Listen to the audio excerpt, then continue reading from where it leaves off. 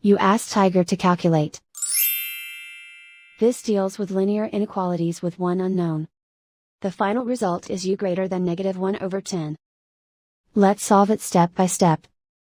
Isolate the u. Divide both sides by 20.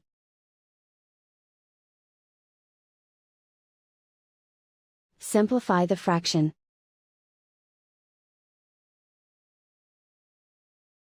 Find the greatest common factor of the numerator and denominator.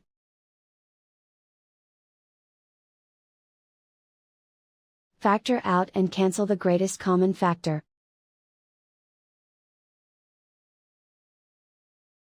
Plot the solution on a coordinate grid.